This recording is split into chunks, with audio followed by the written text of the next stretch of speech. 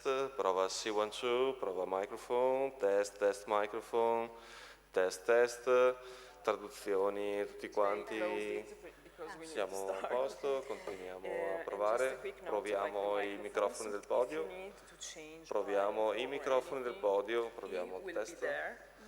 Hey.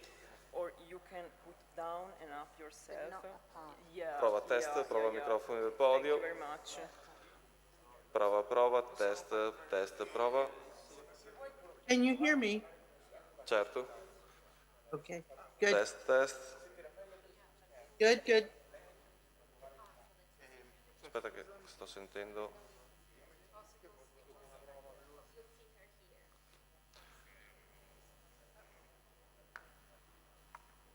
Test. Proviamo un secondo. Hi. Can you hear me? I can hear you perfectly. Can you hear me? Yeah, perfectly. Good. Thank you. Yes. Facciamo entrare.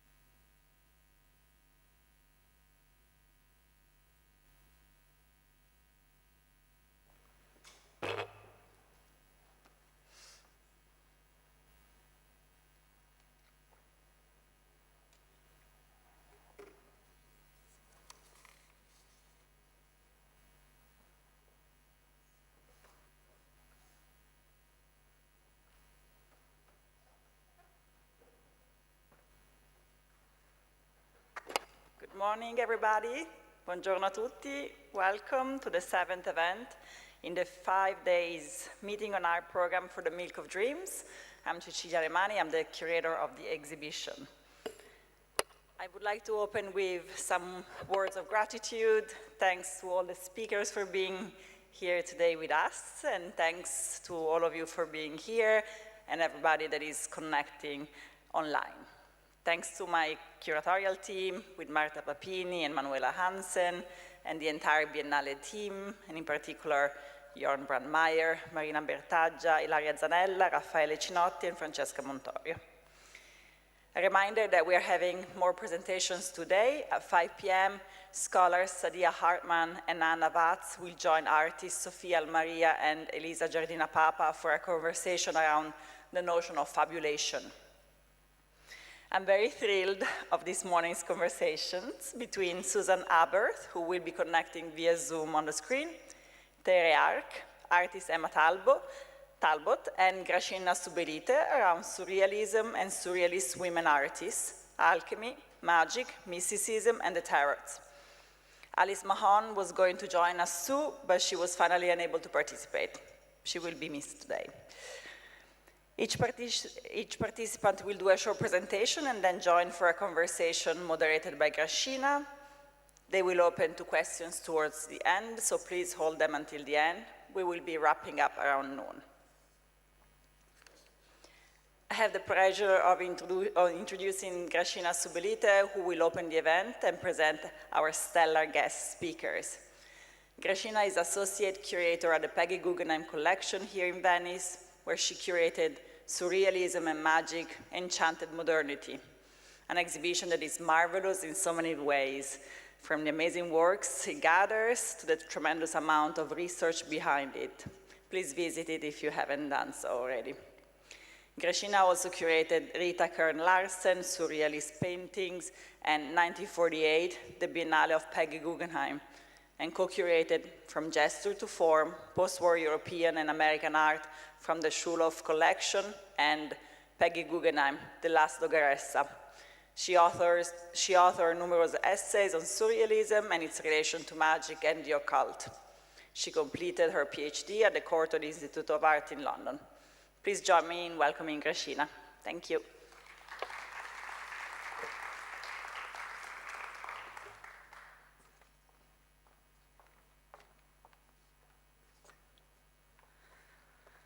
So first of all, I would like to extend my immense gratitude to Cecilia Alemani and to Manuela Hansen for the very kind invitation to participate in this exciting and much-needed symposium.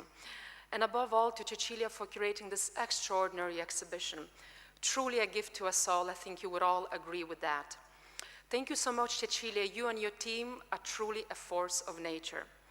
And of course, I couldn't be more thrilled that the women surrealists are very much at the heart of your project. A central theme that the exhibition shares with the show that I've curated at the Peggy Guggenheim Collection, Surrealism and Magic, Enchanted Modernity. That will also be presented at the Museum Barberini in Potsdam in Germany from October this year, where it is curated by Daniel Zamani. As it has clearly emerged from this Biennale, both surrealism and all things occult and magic continue to be most relevant for the artists working today. And we will have a chance to discuss this later with our distinguished speakers. While today we are experiencing tragedies marking our generations, such as the war in Ukraine, other global conflicts, the pandemic and the climate change, among other tragedies, the engagement of surrealist artists with the occult, while it was often personal, was also deeply impacted by the socio-political climate of the day. Affected by the horrific experience of the First World War, in which a number of artists participated, but especially the experience of the Second World War, the surrealists rebelled against the cult of reason and rationality. The exploration of dreams, the irrational and the unconscious, to express inner desires and fears, united these artists. Moreover, alchemy, magic, and the occult inspired so many of them, and especially the women, as we shall see. Drawing on occult symbolism for self-empowerment, the surrealists cultivated the image of an artist as an alchemist, as goddess, magician, artist seer, or visionary, or witch who could conjure up fantastical worlds for all of us to emerge in. Among others, Sigmund Freud's text Totem et Taboo, that was published in 1913, was fundamental for the surrealism. And in that text, Freud proclaimed that for him magic was the, and I quote, omnipotence of thought. So the idea that human imagination and wishes could directly impact upon external reality fascinated the artists that associated with this movement. Magic became a metaphor for the elusive realm of the surreal, where reality and dream merged into a new, absolute lived experience, which they called surreality. Even beyond this, the concept of magic is closely related to occultism, which is a system of thought based on the existence of higher mystical forces in the universe that are hidden from sight. And the word occultism comes from the Latin word occultus, meaning concealed. In the context of World War II, magic and the occult became ways to stimulate and free the mind from any imposed limitations. The surrealists produced art that they hoped could help regenerate humanity spiritually during the time of struggle and trauma. In the end, magic fulfilled their goal of a total revolution, not just material, but above all, one of individual transformation. While often rebelling against the label surrealist, many female artists and writers ultimately participated in surrealism or were part of its intellectual orbit. And here you can see an installation slide of Cecilia's wonderful exhibition, the first capsule called The Witch's Cradle. So it's just one of the walls in which we're seeing many of the works of women artists about which we'll speak later today.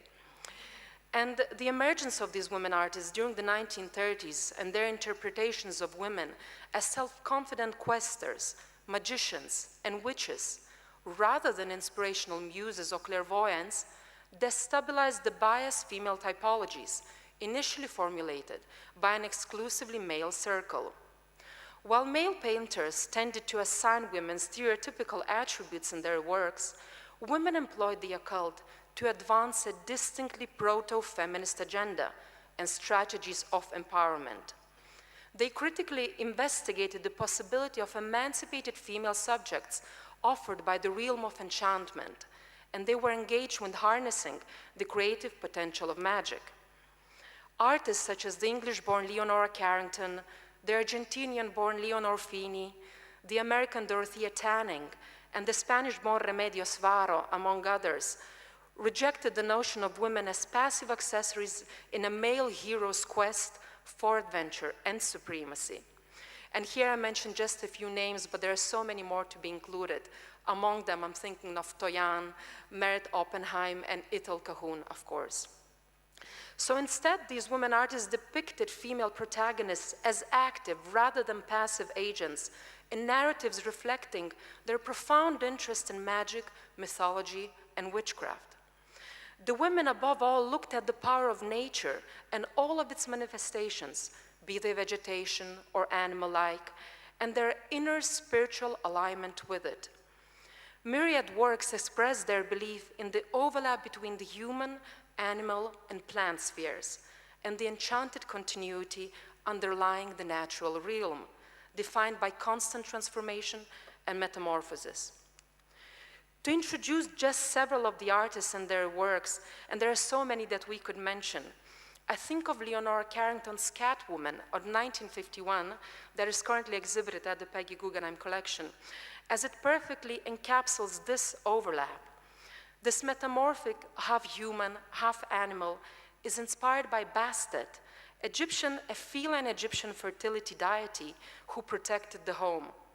Its eerie mask-like face is a cross between a cat, plant forms, and butterfly wings.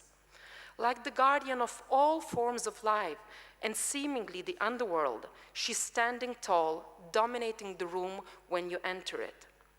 Of Anglo-Irish heritage, Carrington also identified with the Celtic folklore and adopted the witch and enchantress as formidable alter egos.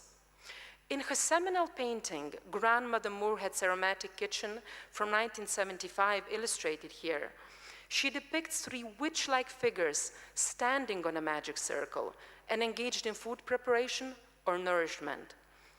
Female agency governs this magical world, in which the kitchen's culinary activities are Carrington's metaphors for art making and alchemical operations. Subverting traditional gender roles, the kitchen is presenting as a space from which women gain power and as a potent place to which only they have access to. Carrington painted this work in Mexico, and beyond Celticism, the work is also an homage to Mexican culture. She appreciated the country's traditions of magic and witchcraft, and also looked to Mexican mysticism among other sources. Carrington's investment in magic also synchronized with her support of ecology and women's rights, politicized subjects that were inextricably linked for her. She thought of figures of the witch or goddess that they embodied respect for nature's resources, and her often witch-like female characters tend to defend life in works infused with anti-patriarchal sentiment.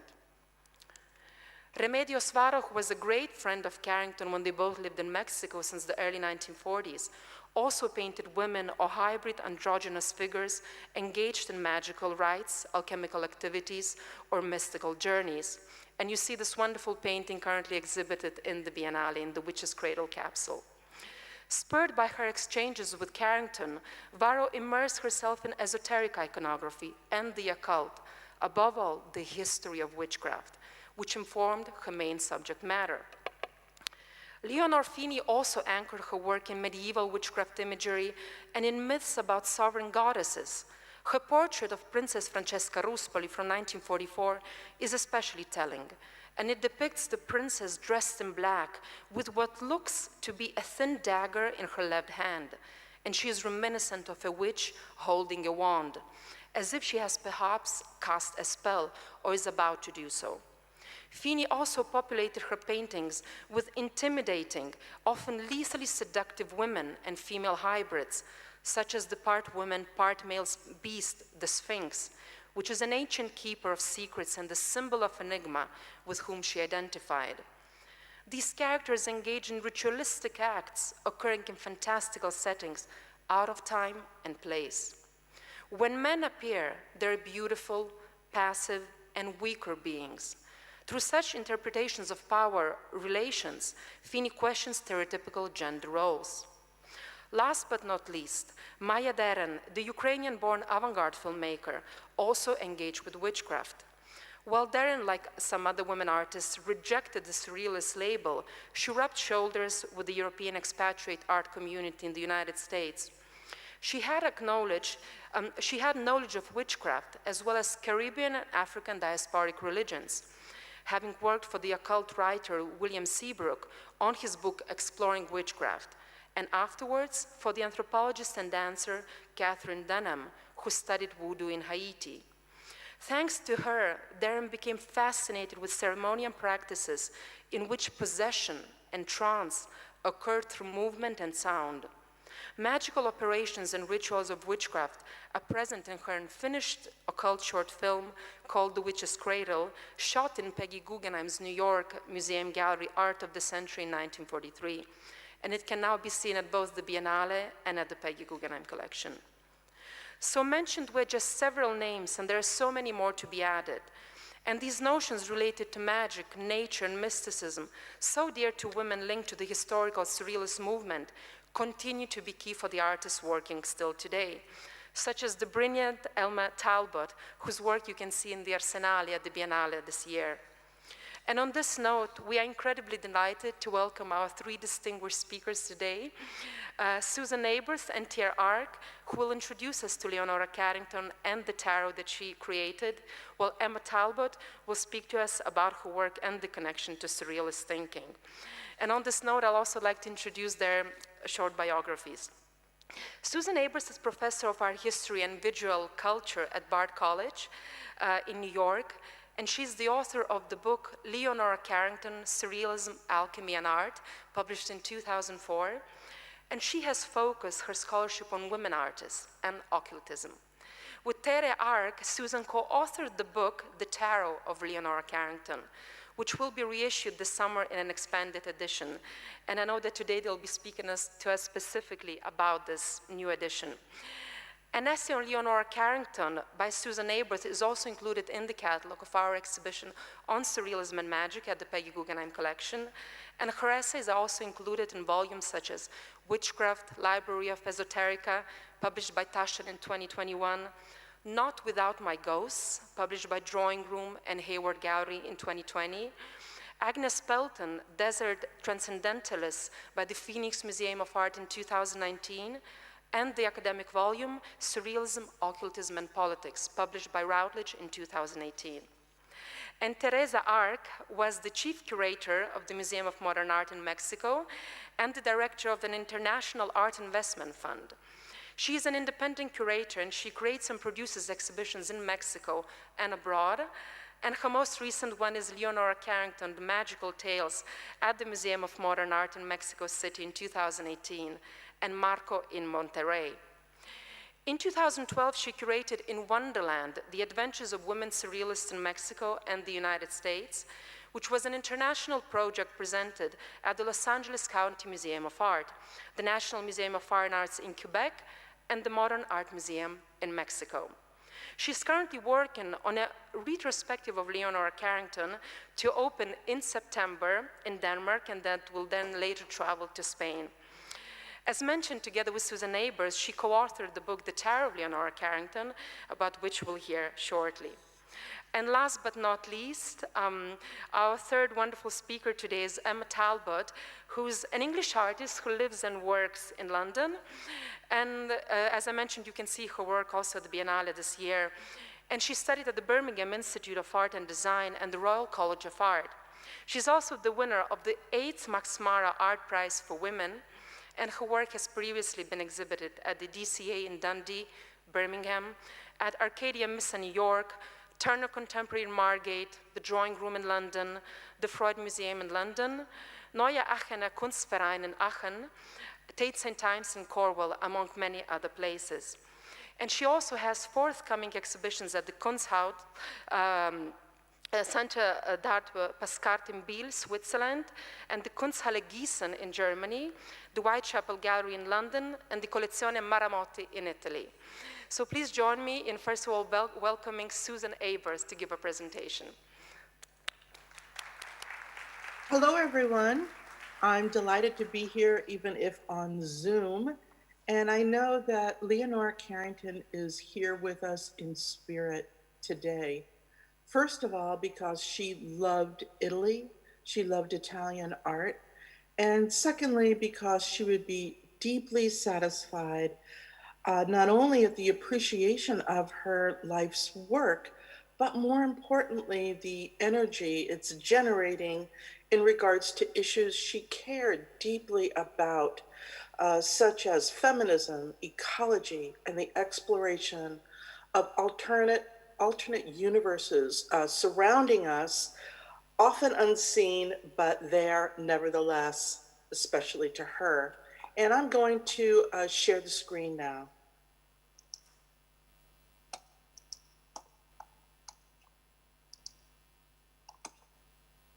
Okay, I will begin. And we're looking at her beautiful tarot deck of the major arcana, discovered by my colleague Tere Ark while working on her exhibition, Leonora Carrington Magical Tales. And this tarot deck allows us to examine how the artist synthesized all of her many esoteric investigations into one personal philosophical statement. Okay.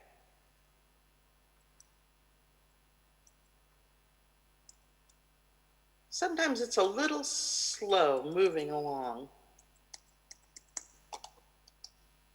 Okay. Tere and I began to realize the centrality of the tarot within Carrington's visual and written work. It was everywhere, at all times, but its primacy had been difficult to see under the layers of alchemy, astrology, numerology, and all the other mythological content Carrington deploys so effortlessly. In a playful work such as this one, the cards on the table, in typical Carrington fashion, resemble no tarot deck we've ever seen. Forged in the 1950s, when her involvement within occult circles in Mexico was greatest, along with her friend Remedios Varo, the only two dated cards are aptly the Magician and the High Priestess, 1955.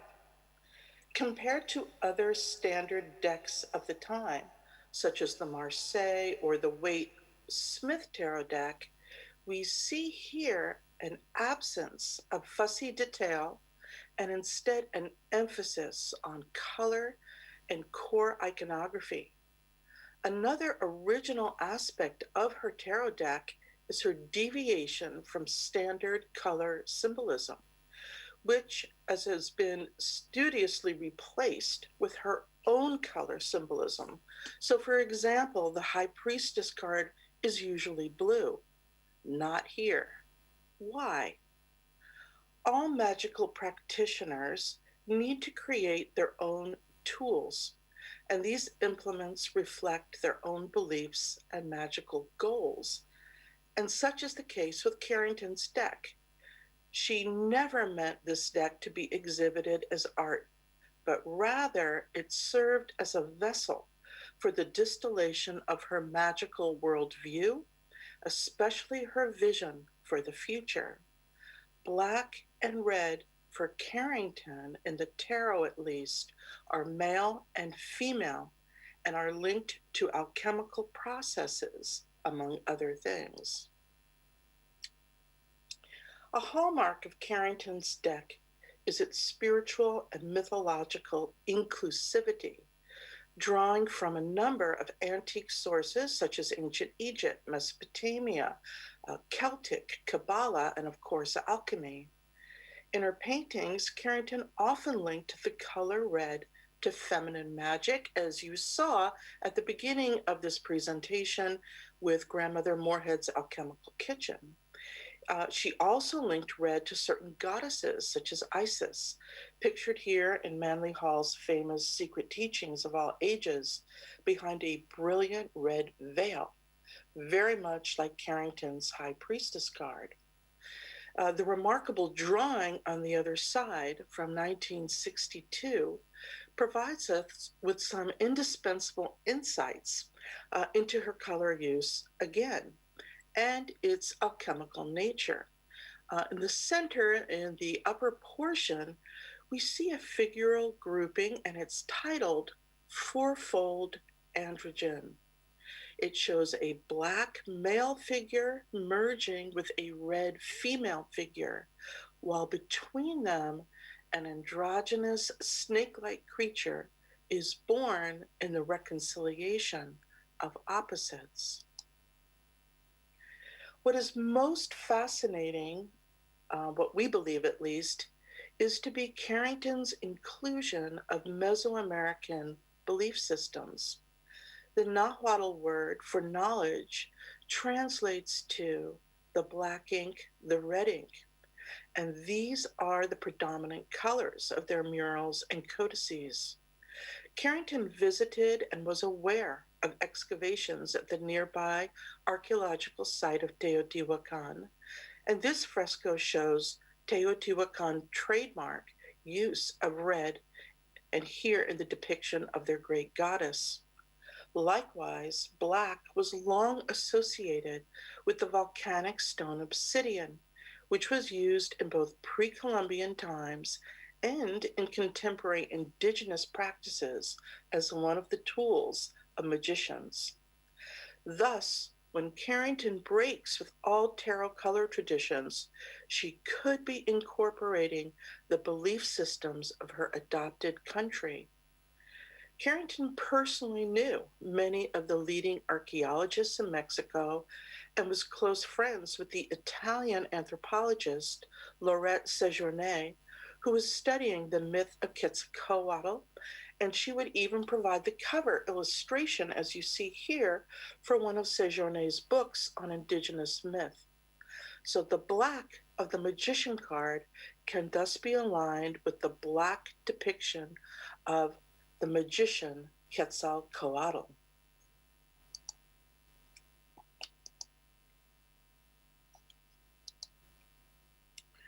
Again, my colleague Tere recently discovered on the back of the 1972 painting, Mujeres con Ciencia, a fascinating inscription that supports this theory.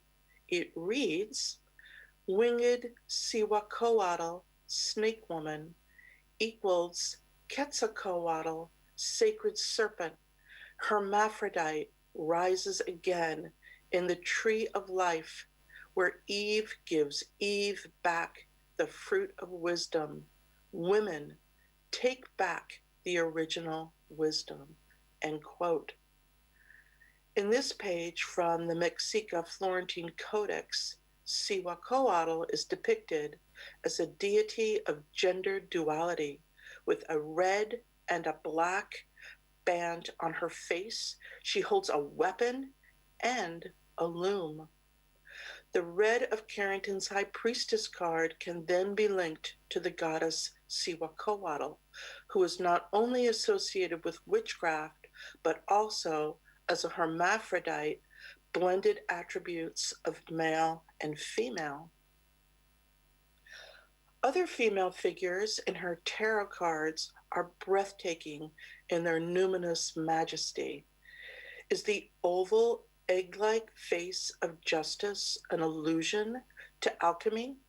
Or is it to Carrington's beloved book, The White Goddess by Robert Graves? Tere will have more to say on that in a moment. The deep blue color is like the expensive pigment of ground lapis lazuli used in Italian Renaissance depictions of the Virgin.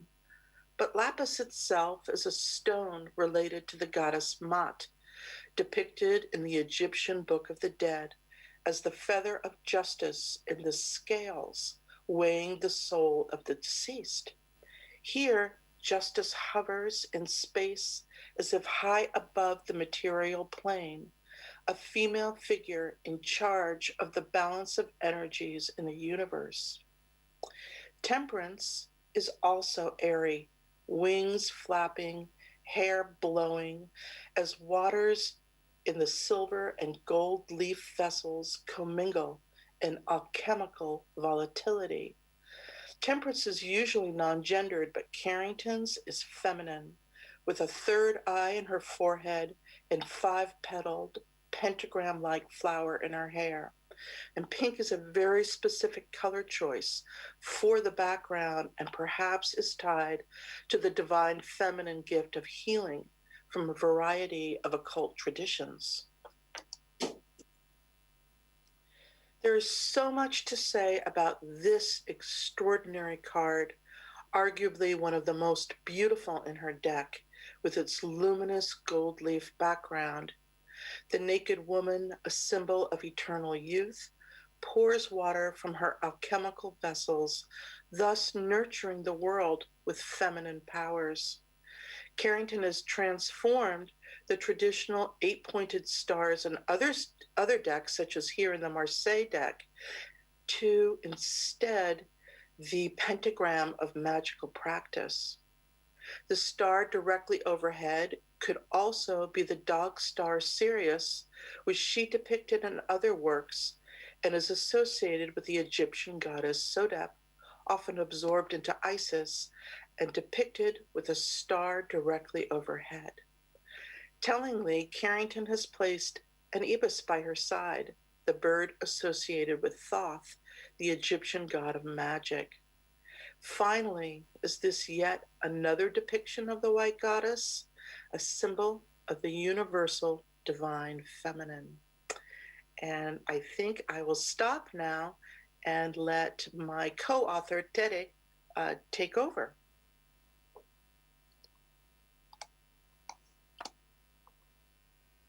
Thank you.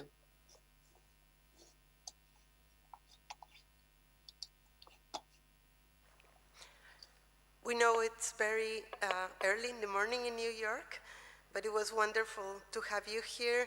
And I would like to echo Susan's words in gratitude to Cecilia Alemani and her amazing team to bring in the world's attention on Leonora Carrington. As Susan mentioned, her message is quite contemporary and urgent.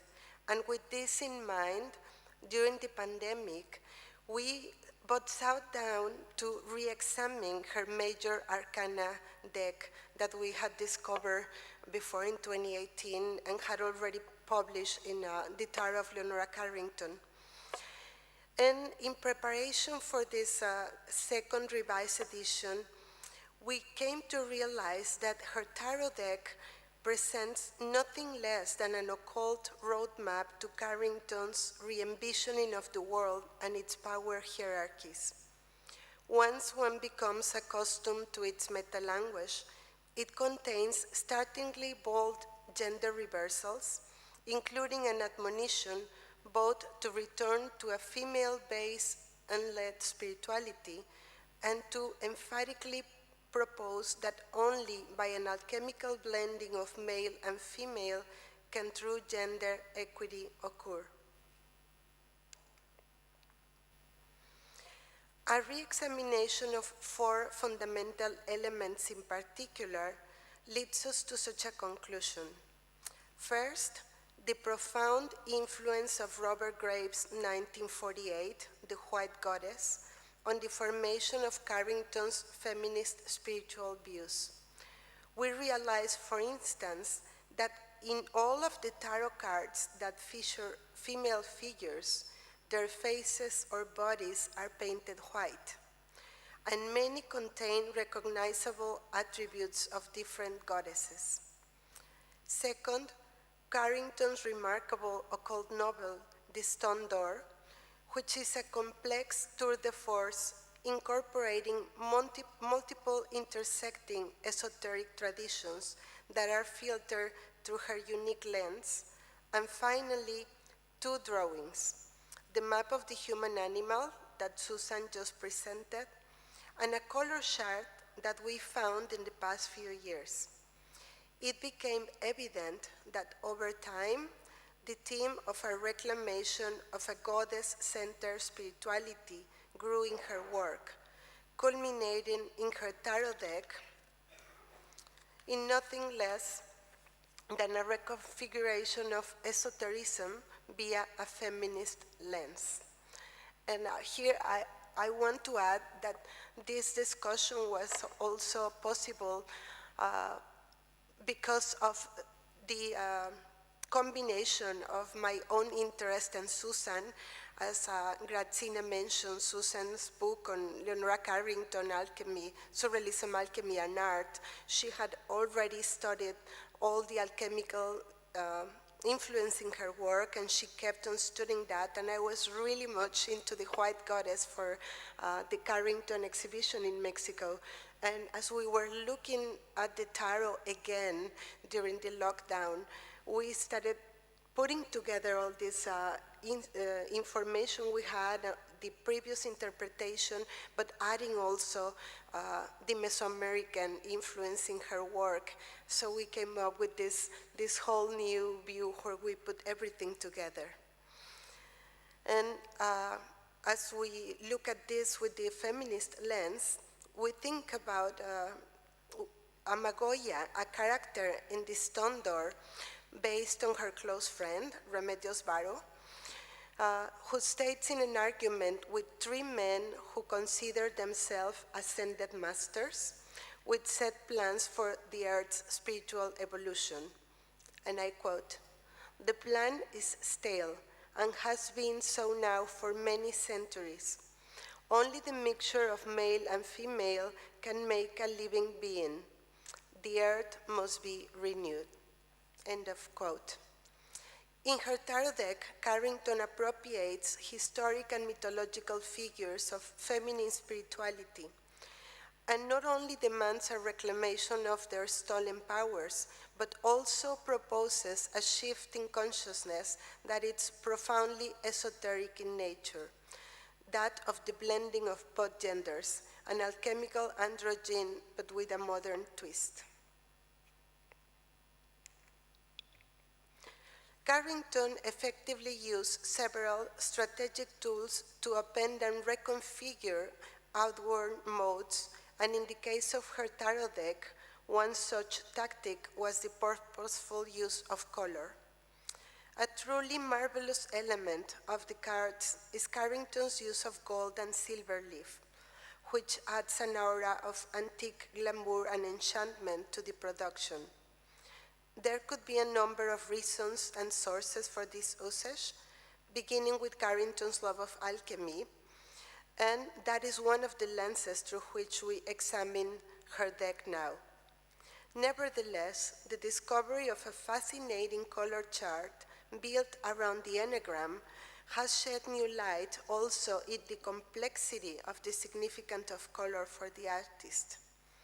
During the 1950s, Carrington was deeply involved in the teachings of the mystics George Gurdjieff and Peter Uspensky, and the enneagram is the fundamental symbol for them that represents the unity of knowledge from the ancient Hebrew, Persian, Egyptian, and Hindu traditions, as well as the European theosophy and Western occultism.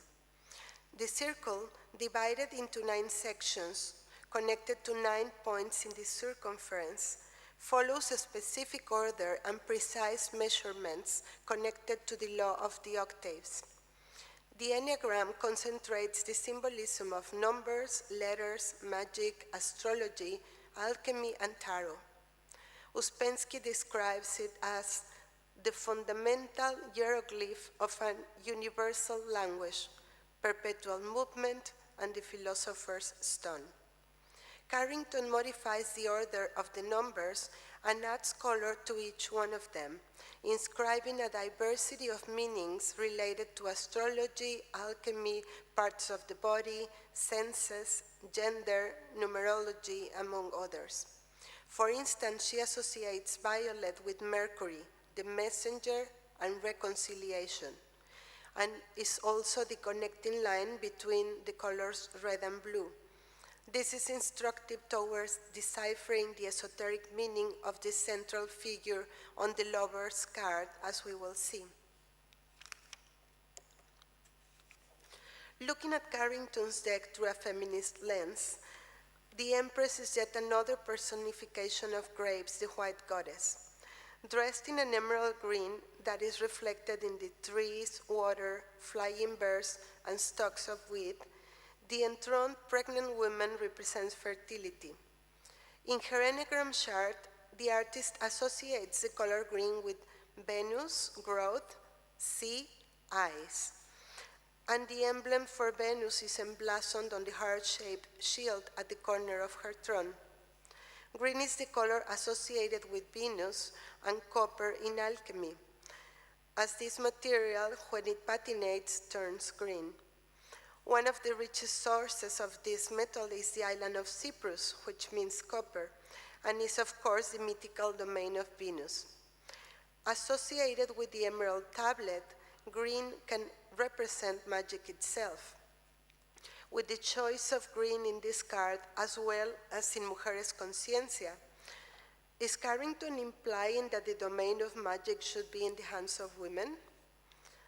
Although a seated woman in a garden with the sign of Venus on a heart conforms to Wade Smith and other decks, her card clearly departs from the norm in the starkness of the reduced palette and in the inclusion of the stacks of wheat prominently displayed in the front and crowning her head, transforming her into Demeter, as Kirchner's illustration of Isis that we see next to the card.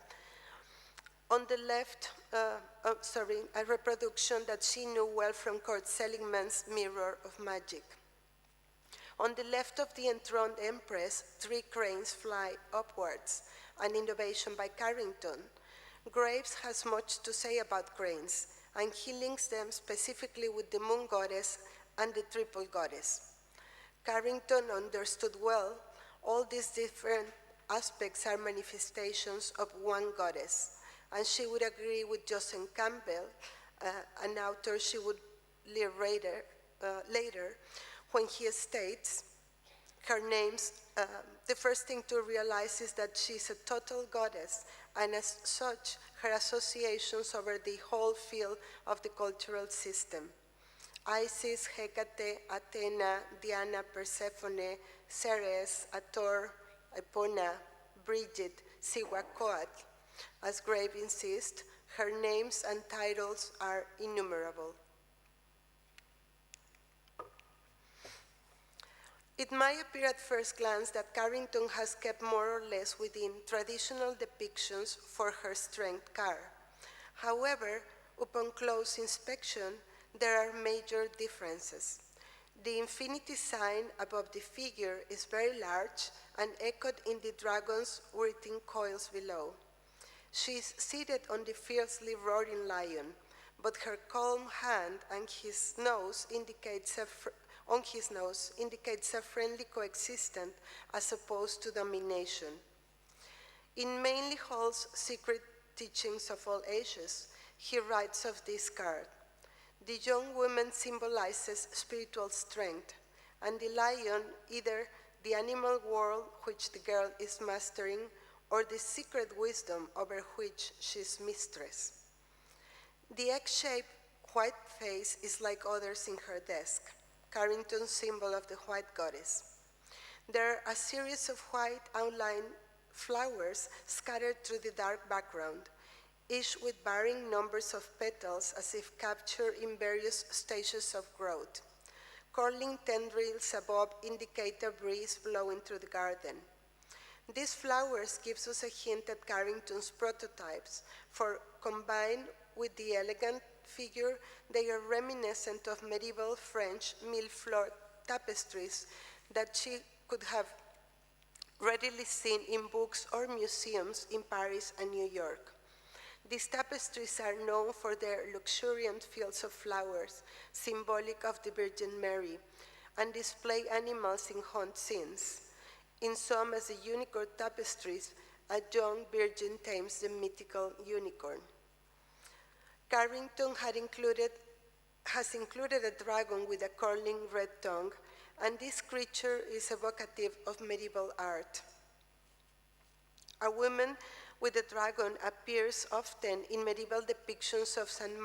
Margaret of Antioch, a popular Catholic saint that Carrington would have been familiar with, especially considering her love of their miraculous and supernatural deeds. The inclusion of both a lion and a dragon corresponds to alchemical drugs, and they represent various stages of distillation. According to Jung, in his description of alchemical processes, based on Libavius' Alchimia, I quote, "The dragon represents the mercurial fluid, which is the materia prima of the stone," end of quote. Those alchemical stages of putrefaction and transformation might provide an explanation for the dark background and the use of silver leaf in this card. There is also a recumbent lion prominently displayed in the map of human animal that we saw below, the diagram outlining her esoteric and alchemical belief systems. Around the lion, she wrote, "Ceres, plant kingdom, Laios and bees, reconciliation of opposites, awakening, roaring mantra." The pairing of the lion and the bees as a symbol of the goddess Ceres or Demeter brings about the reconciliation of opposite. Once again, Carrington is alluding to the alchemical wedding as a feminist notion in her tarot cards. The subject of love is rarely addressed in Carrington's work, and when it is, it's often a metaphor of alchemical conjunctions, fertility rites, and other esoteric lessons involving transformation. Interwoven with her lover cards are two themes: the formation of the alchemical androgyne, the human philosopher's stone,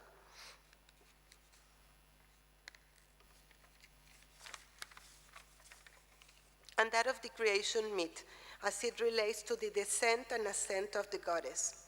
The lover card is divided into two realms. Above, a luminous being draws a bow and arrow pointed towards the triad below, as violet and white rays of light emanate from it. The background is green, which we know the art is associated with nature and fertility goddesses, and this color places the figure firmly in the domain of the feminine sacred. The entity above is purposely neutral and faceless, allowing for multiple interpretation of higher consciousness. Carrington was probably looking to Ouspensky's interpretation of the lovers, one that coincided with her own developing feminist ideas. I quote, "The divine androgyne, the equilibrium of contraries, the unification of the duad as the means of attaining the light." End of quote. The central figures were custom divided into red and violet, red being the color Carrington associated with feminine power, as in the High Priestess.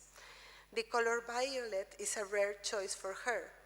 In the theosophical text Thought Forms, the color is ascribed a high vibration, and in her enneagram is associated with Mercury, the messenger and reconciliation. In alchemy, it represents a stage of the unification of opposites, not complete but still in process. Violet is spirit and red the body. Is this Ouspensky's divine androgyne? Is her lover's card about the reconciliation of opposites, the cessation of conflict between the two genders, the merging of male and female? The two women in the lover's card are reverse reflections of each other in black and white, two colors which, when shown together, have long represented the reconciliation of opposites. With this in mind, a re-examination of her painting, Mujeres Conciencia, proves fruitful. As in the card, two women face each other in a reverse reflection of black and white, and exchange opposite-colored apples. Between them is a cross-like tree and a large rearing snake, bringing to mind a number of creation myths. These female characters suggest either Lilith and Inanna at the Hulupu tree or Eve and Lily in the Garden of Eden. The representation of the lovers and the messengers is also present in a significant theatrical production involving Carrington that took place in 1956, with the first staging of Octavio Paz's version of Rappaccini's Daughter. Nathaniel Hawthorne, the American author of the original version, was familiar to Carrington, and Paz's plays is arguably the most surrealist work he ever did. The play begins in darkness with the only light on the messenger, who is described as a hermaphrodite character dressed like a tarot figure, but not an exact replica of any card in particular. In Paz's production, the messenger holds out a card to the audience with an image painted by Carrington called the Nocturnal Queen, a vague reference to any number of tarot major and minor arcana cards, but most closely resembling the Empress visually, and perhaps a prototype for hers in the deck, since she was working on it about the same time. In an illustration by Carrington of costumes of characters in the play, she showed the messenger dressed in black, white, and red, also the alchemical colors. This costume is shown as in the photographs, combining elements from a number of cards in her deck, for example, the magician, the lovers, and is referring to alchemy in several ways. Furthermore, Carrington provides a back view of the costume with the feather creature, a clear reference to the Mesoamerican feather serpent, the magician god Quetzalcoatl. For Carrington, the last card, the world, was the ideological summation of her tarot project, which we believe was to magically facilitate a return to a feminine-centered universe as the final hope for a planet suffering from the trauma of patriarchy. Although she adheres to the basic components of its traditional rendering, there are subtle differences, discernible only if you know her work and mindset, that reveal a radical new meaning. The four figures in the corner that frame the central woman have multiple references: the four evangelists, the four elements, the four suits of the minor arcana, and according to Eliphas Levi, the four forms of the Sphinx. The figures are united pictorically by the addition of gold leaf on the heads, with the exception of the ox's horns. The woman in the center has black hair, unlike the blonde of other decks, and this coloring reflects the artist's own. Remember, her tarot deck was a personal initiatory journey and not a conventional work of art, though it is part of a magical meditation, and it makes sense that she is representing herself, at least metaphorically, as part of womankind as a whole and as a manifestation of the white goddess. The oval-shaped head is no longer white, as in previous cards, but it's gold, and alchemically can be linked to the egg of the philosopher's stone. Traditionally, the woman is inside a laurel wreath. However, in Carrington's version, it is transformed into delicate interlocking red and blue vines, punctuating by red and gold flowers in the manner of a medieval illuminated manuscript. Within this garland is a green mandorla, a traditional shape related to the divine and also the vulva. We know Carrington associated green with fertility and Venus, and this is the exact shade she used in Mujeres Conciencia also.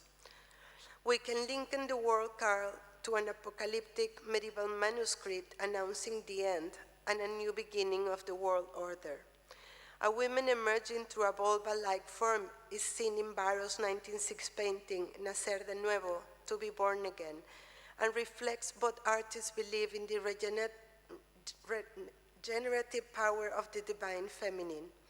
According to Wirth, this card, which he calls the universe, corresponds astrologically to the pole star, which is the answer to a profound riddle in Carrington's The Hearing Trumpet.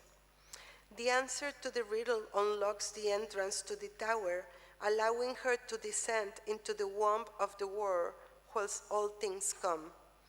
There she confronts her doppelganger and climbs into a cauldron where, holding an obsidian mirror, she sees the reflection of a three-faced female. One of the faces was black, one red, and one white, and they belong to the abbess, the queen bee, and myself. The new feminine world order can only take place when the Holy Grail is restored to the goddess, or in simpler terms, when women recover their sacred powers and balance between the genders is achieved. The book ends with a new ice age and the hope that someday grass and flowers will grow again, till the planet is peopled with cats, werewolves, bees, and goats. We all fervently hope this will be an improvement on humanity, which deliberately renounced the pneuma of the goddess. This visionary message, so prescient of the ecological disaster we currently find ourselves in, is, in our view, Carrington's esoteric gift to future generations of humanity. Thank you.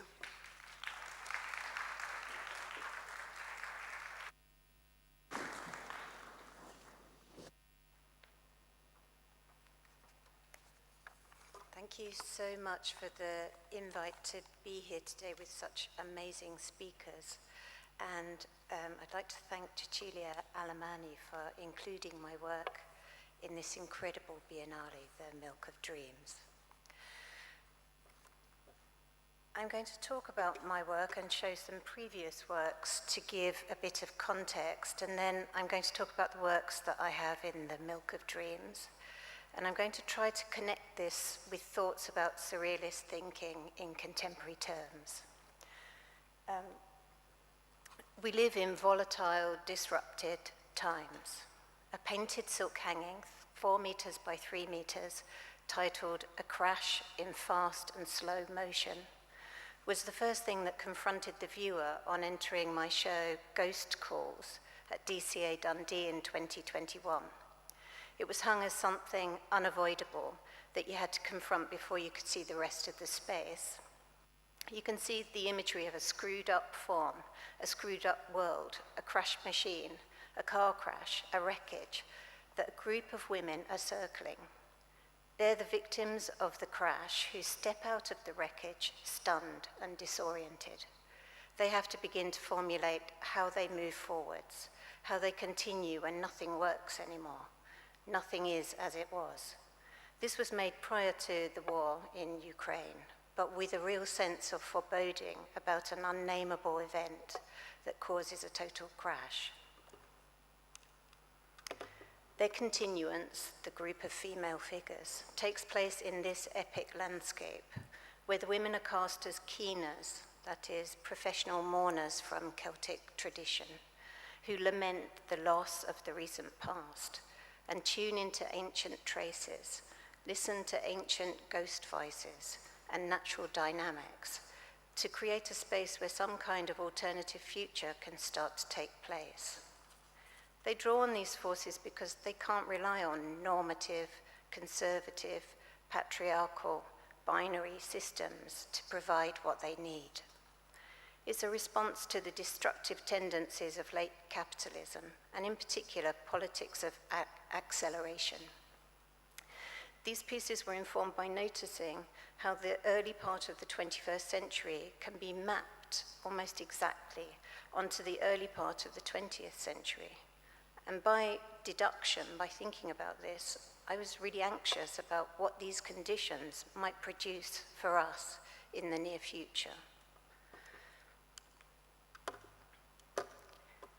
This is a detail of the landscape, the painted silk hanging. There are strong parallels between the early 20th century and the early 21st century. In the early 20th century, there was a fascination with speed, identified with the motor car. And in the 21st century, there's a fascination with the speed of technology. In the early 20th century, there was an influenza pandemic, and we have COVID. There was a rise in right-wing populist politics and a deep concern with nationalism, as there is today. There was a huge disparity between the very rich and those living in poverty. There was a war in Europe. There was surrealism. And we see contemporaneously increasing attachments to alternative, in inverted commas, systems such as astrology, the occult, tarot, witchcraft, spiritual symbolism, and explorations of subjectivity which incorporate the marginal. So these questions of existence, of searching for alternative understandings, trying to look beyond the closed but insistent structures such as capitalism, that depend on a consensus of value are evident in my work, as is the space for connecting unconscious understandings with conscious thought. There are aspects of surrealism that on reflection are very apparent in my work. Divisions between dream and everyday reality are broken down. Everything is simultaneously static and in flux. The conversation between the corporeal living and the proximity of death, and my use of the subjective or poetic voice. A primal core activity in my work is drawing. I don't know what I'm going to draw, I just draw whatever comes to mind. I don't judge the drawings as I'm making them, I just make them and look at them later. I draw to see what I'm thinking. But there's a meditative space created in this activity which is reflective, like a kind of lucid dreaming almost, where my mind can really explore in a very open way. And because drawing is very direct, it can capture ideas and it reveals things to me. And sometimes the drawings are text, they're painted texts. The drawings in lockdown became animations. These images are from the Circa project at Piccadilly Circus, where 4 animations, called 4 Visions for a Hopeful Future, were shown on the large screen on rotation every night for a month in March 2021. The animations interrogate structural systems and try to construct a set of hopeful visions for a different future. They include imagery such as this visionary bird figure that speaks and moves through space to issue messages, figures that resist and figures that join together to make a chorus, a polyphony. The figures explore and interrogate the natural world and intangible systems in an expansive space of consciousness, much like a vision or a dream. Making my work is a way of making a type of manifesto to position my ideas. I'm thinking about Mina Loy's surrealist feminist manifesto from 1914, in which the text appears in different scales to emphasize or vocalize the words, to manifest a considered position in a manner which doesn't conform to given structures of writing, to form a kind of willful, knowing resistance. I'm just going to quote a small part of that manifesto, Mina Loy. Women, if you want to realize yourselves, you're on the eve of a devastating psychological upheaval. All your pet illusions must be unmasked. The lies of centuries have got to go. Are you prepared for the wrench? There's no half measure, no scratching the surface of the rubbish heap of tradition will bring about reform. The only method is absolute demolition. This is my work in The Milk of Dreams, a silk painted hanging. Where do we come from? What are we? Where are we going? Based on meditations that Gauguin learned as a child. These are existential questions, and it's the title of his famous painting set in Tahiti. Really, my work formulates a critique of human relationships to nature, the way Gauguin sought an escape from industrialized Paris, imagining Tahiti as a kind of unspoilt paradise. But then he found when he got there that it was already corrupted by colonialism, is equivalent to the contemporary ideas of nature as a space we can escape to when we're in a state of extractive capitalism that's already corrupted and exhausted all resources. These are details of the work. In my piece, temporality is elastic. It's important for me that history is not linear. Multiple things are evident at once. It's complicated. There's a frieze of images and a smaller frieze along the top, like an existential narrative and an ecological meta-narrative intertwined. There's no order in which to read the work, but to explain it a bit, on one side is a kind of entrance point, like a universal vagina. The figures enter the world or the space of consciousness or the period of living in a kind of magnetic freefall, where they float around or circle a center. What are we? Groundless, rootless plants. The sense of being adrift from fixed realities is the promise, if I can put it that way, of surrealism, to be unanchored, and in this freefall to find alternatives to what is proffered as reality by dominant authorities. It's my theory that surrealism is a kind of coping mechanism in volatile times, a way of searching for understandings that go beyond the limits of what is deemed realism. When the sense of truth is rendered so fragile, surrealism is inevitably an act of trying to access a space of reckoning that isn't constrained or controlled by external authority. We see the epic moment of birth, an explosion of natural energy, and then there are passages in which we see the pile-up of history, monuments and ruins all stacked up, which the figures desperately climb as if upwards progress is the only way forwards. Etched in our DNA, the gestures of ancestors, the will to power of those living statues, that left us to clamber out of paleofecal ruins. The existential present, what are we? A double figure, a figure and its shadow at the center of a broken mirror, figures climbing and falling. Oh, sorry. You see, that's this image, the image on the right. You want out, stuck in a system that hears your pain and raises the price of painkillers, pathologizes your feelings to promote a sense of lack. Where are we going? Humans turning to belief systems they used to deride, desperately looking for ways of continuing. The figure guided by a dog and other animals, imposing a sense of kinship on other species, but only when it seems necessary. Humans exploit and extract endlessly. The figure tries to enter another spiritual space, a kind of attempt at rebirth. And finally, on the right, we see an exit point, a universal arsehole. One half like a flower, nature dying and rotting, and the other like a system that's technological, that has a construction site tape around it, where an avatar, the blue figure, is ejected from the arsehole.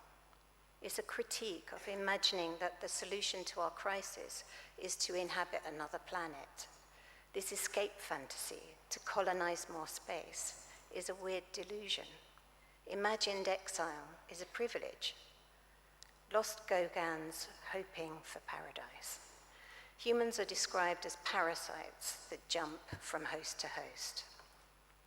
The meta-narrative frieze at the top says, everything is corrupted by our minds and actions. The three-dimensional piece, Why Do We Think We Can Outwit Nature, is in conversation with the painted piece. It's a physical manifestation of the blue avatar figure who reaches away from the earth towards some non-existent, intangible future, stepping on a snake, which I imagine as an embodiment of natural energy, suppressing the potential of nature, denying the human part in the natural scheme. The surface of the figure is made of digitally knitted material that I designed and worked with a digital knitting company here in Italy to produce.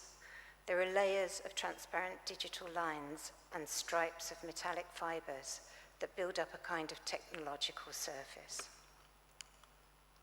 At the other end of the platform, a figure giving birth harnesses natural power by gripping onto the snake.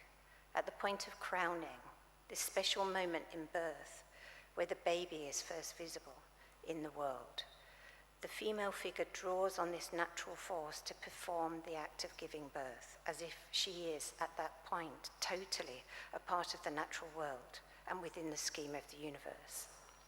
And dividing these two figures is a net. One part of the net structure is willow, a natural material sourced from northern Italy. It's formed into a kind of circular map of the world, like a primitive map, or a description of a womb, or a cell. The other part is a digital surface, a knitted metallic copper, silver, gunmetal digital scheme that's like a digital network with holes in it, layered over the surface of the willow. It extends beyond the perimeter of the structure, like a form melting. Our descriptions of the world, our human knowledge, tries and fails to compete with the utter complexity and order of natural systems. And this is just a plan of that 3D work. Thank you.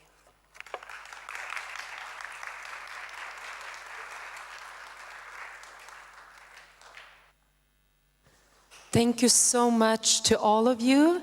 And Susan, we'll see Susan shortly. Thank you so much for your wonderful presentations, Emma, very and truly. Such a fascinating, in-depth look into your work and the relation to surrealism. And Tere and Susan presenting us with truly new research on Leonora Carrington and such a feminist look at her tarot and at her work in general. I found it all absolutely fascinating, as I'm sure our audience has as well here today, as well as online. And perhaps when it comes to the topics that we're looking into today in our panel, we can just start from a basic question, which already had come up throughout the presentations, is sort of why do you think there is such a resurgence of interest in surrealism, but also in magic and the occult? So sort of both of these together and separately perhaps, and also especially in the works of women artists. Anyone who would like to start? Okay, I'll go first. Thank you, Gražina. Well, I think in a way we are living in a very similar situation as the surrealists were. All these women back then, war, the pandemic, dissatisfaction on every political system, economical system, the way societies conform. And of course, we're a little bit more evolved in terms of the position of women right now. But I think we're in many senses in the same position as we were before. And especially for younger generations that they don't see an answer in any specific system. They're looking at the occult. I know so many young people that they all have their astrological charts made. They go to tarot sessions. And I think it's the reason they are doing it. It's more open now. It's more available. At the time of these women, if they wanted to look at the tarot, they had to go in the Bibliothèque Nationale de Paris or the British Library. It was not really easy. Some people could get the Rider deck, but books on the tarot on how to interpret it or more in-depth knowledge about magic was somehow restricted to very few. And that's what I think. It's a very similar situation right now. Yeah, I totally agree. But I think also when we're in disrupted times, I think there's a kind of struggle for power. And I think authoritarian, patriarchal power tightens its grip because it's terrified of the other emergent potential powers that we see. And when we talk about feminism, I think it's important that we should say we're not just talking about women. I think it's more a position that's anti-patriarchal. And I think that as we see evidence of pluralities, different ways of expressing identity, different ways of thinking about how to deal with problems, how to think about the future, then I think it tends to be that we see also governments and authorities tightening and dividing and making these kind of very oblique kind of distinctions. And those are very sort of parallel periods of time. It's like what came up several times throughout the presentations today is that notion of the new world order. And I think as this is something you might be referring to, sort of that need to rewrite that world order and the hierarchies that are existent.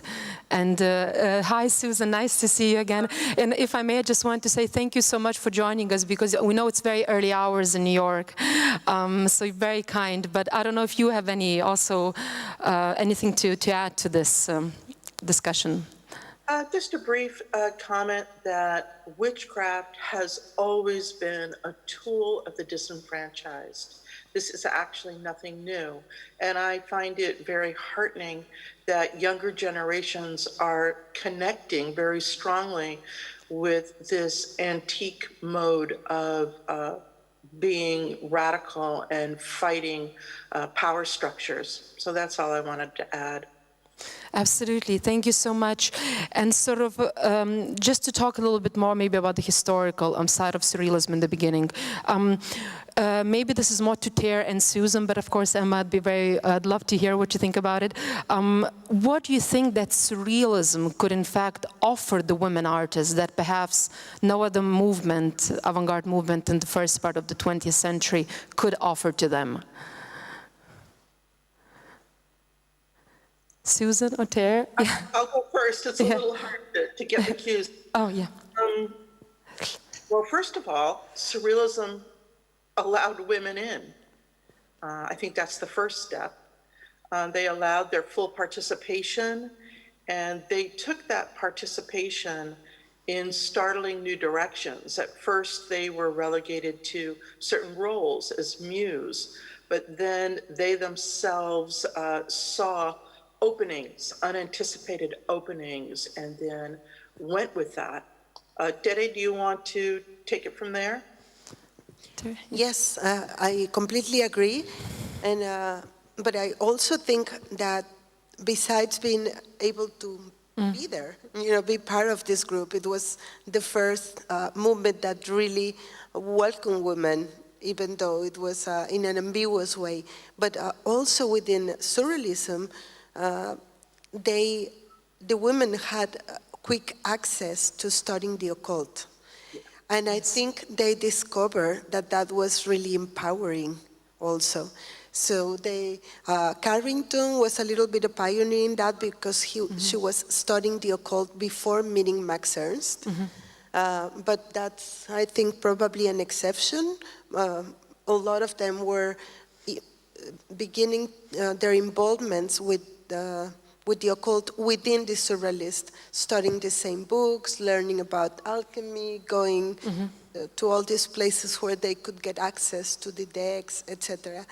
So I think they could understand that this knowledge of the occult could give them some power within a very strong patriarchal society. Yes, no, I couldn't agree more, and sort of related to what you're saying, I think is that idea also of the liberty, sort of emancipation of spirit somehow, because ultimately surrealism was all about liberty in a time of an oppressive context, not just against war, but against patriarchy, as you mentioned, against the church, against any kind of established values. So it seemed that many of the women were sort of circulating in that intellectual orbit, sometimes not accepting the label of surrealist, but relating to those notions of liberty, if you agree, as such. And Emma, if I may ask for you, you were talking so wonderfully about those parallels between your work and that of the women surrealists. Did you sort of later realize that there was a link in there? Was there sort of already a conscious exploration of surrealist women works before that? I think I saw the Angels of Anarchy show in 2014 in Manchester, Patricia Elmer's show, and then I was really struck by the parallels between what I did in my work and surrealist women, writers and artists. And there definitely is a parallel, but I didn't look to them to influence what I might do. It just happened that I could see so many connections between the way I worked and the way that they set up working situations. Absolutely. Thank you so much. And so now, of course, the most important topic today, I guess, is feminism, that idea of proto-feminism and how it relates to magic and surrealism. And if I may just ask both Susan and Tere, how do you think this idea of proto-feminism manifests in the work of surrealist women? Are there any collective themes that you could find and sort of more specific ones that are, I guess, more idiosyncratic to Leonora Carrington, to Leonor Finio, to Remedios Varo? To give sort of one of the examples, I was talking about the domestic sphere. We're discussing Carrington's aromatic kitchen of Grandmother Moorhead and how she completely reinvents that idea of sort of not women being ghettoized in the kitchen, if you like, but more than anything taking power from the kitchen, or how they engage with androgyny. So how do you see this proto-feminism and female empowerment coming through? Yes, Tere? Susan, do you want to start? Sure, I'll start. Yes, the kitchen. Domestic duties transformed from sites of submission to sites of contestation. And I think another connecting theme with all the women surrealists is a look at nature and at hierarchies and questioning, placing humanity at the center and at the top, and rethinking our place within the natural sphere hierarchically. All of them seem to deal especially with animals. There's a hybridity, a human-animal hybridity. It is really marked in Carrington, but we see it really in the majority of women working within the surrealism. Tere? Yes, and I will add something. I think also in many women, it's very, very strong in the case of Carrington and Barrow, that their feminist view, it's not rejecting the male. It's they love men, and Leonora, said she thought sometimes women's work was meant to exorcise violence from men. But to find this balance and harmony between genders, and she and Barrow, for instance, they were both really into stunning young, and this concept of embracing both female and male, light and dark. That's why in the case of, we discussed a lot of Leonora today, but in case of Remedios Barrow, we also have a lot of androgynous figures. We don't really know if it's a male or if it's a female. And they are always trying to understand how the universe works, the connection between the universe and and us, between animals and other species. In the case of Remedios Barrow, it's as opposite to Leonora, and I talk about them because they were best friends, and they discuss their ideas a lot. In Remedios Barrow, it's predominantly solitary figures. There's one figure either trying to understand the cosmos or doing alchemy or working with the creation of birds, like in the one we have at the Biennale. And in the case of Carrington, we have a lot of groups performing rituals.